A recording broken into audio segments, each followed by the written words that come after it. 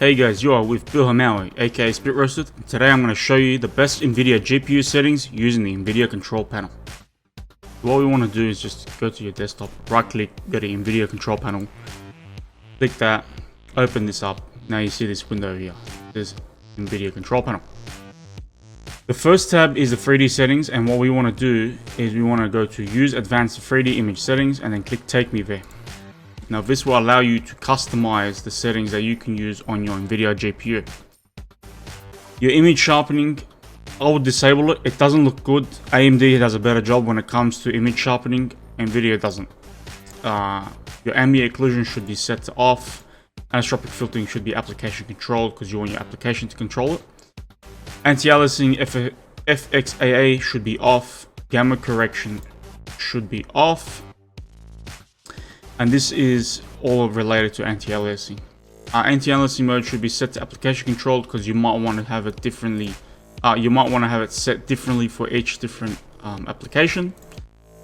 This one's grayed out because you can't access it. Anti-aliasing transparency should be set to off, and your CUDA GPU should be set to all. Your DSR factor. Now, if you want to play on 4K. And you only have a 1080 monitor like I do, then you should enable 4 times and 2 times. 2 times is 2K, 4 times is 4K. The other ones, they don't look so great and I wouldn't recommend using those. Once you've turned this on, then the DSR smoothness would come up as 30%. Once that comes up as 30%, then take that down to 15%. It'll look better. Your low latency mode, you can set that to on or ultra.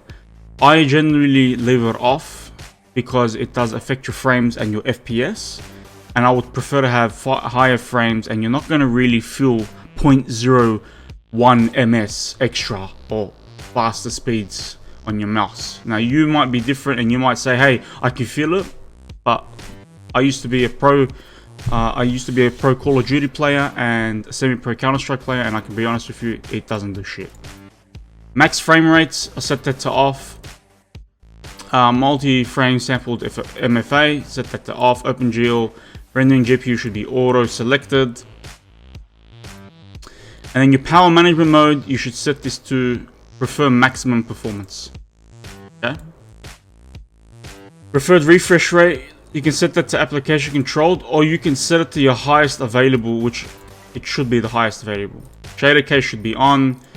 The anisotropic sample optimization, you can turn that on if you want, but I would keep that off. Negative LOD BIOS, set that to clamp. And then your texture filter quality should be set to high performance or performance, depending on if you like seeing extra little lines in your graphics, if you can notice that. Some people don't notice it at all. Texture filtering, trilinear optimization should be on. Threaded optimization should be auto. Triple buffering should be off. Vertical sync using the 3D application setting. And virtual reality pre-rendered frames should be set to 1.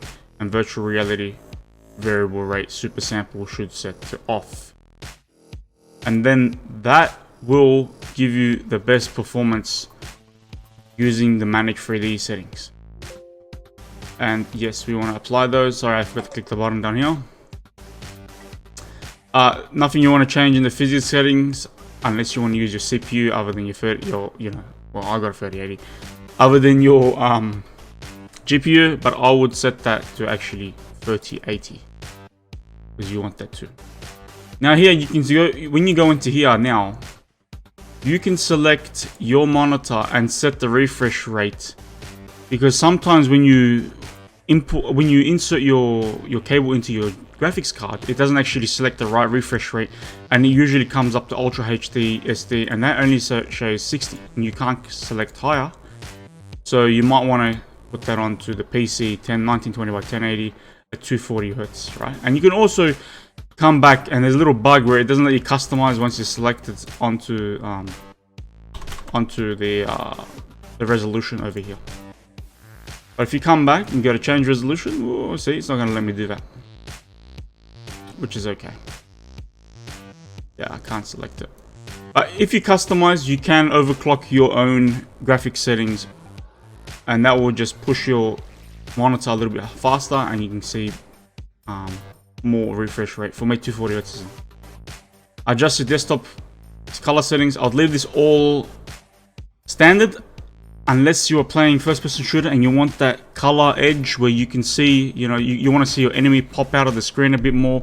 Then change digital vibrance, set that to 100%, and you can see the color is, you know, it's getting more advanced. Less is like white, the more color pushes and differentiates the color. Rotate display should be the standard unless you're using your horizontal display vertically. You don't need the HDCP status. And you don't need this, and then you can adjust your desktop size if you want to. Now, if you're playing, say, Counter-Strike and you want to play at lower resolution, say you want to play at 1280 by 1024, and you want to remove the black bars, you want to have a full stretched screen, then what you could do is just click full screen and then hit apply, and you can select your next one, right? And then it will do the same thing. And you want to perform that scaling on the display or the GPU. Might be better to do it on the display and not the GPU.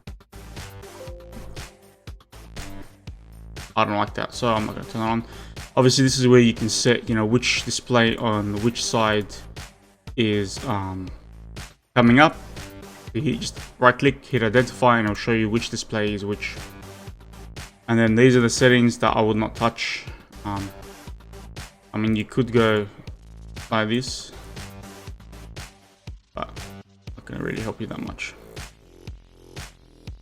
Right, and then video image settings, and that's it. You don't need really anything else to touch in here, and that will be the best settings that you could use for your Nvidia graphics card. I hope this helps you guys.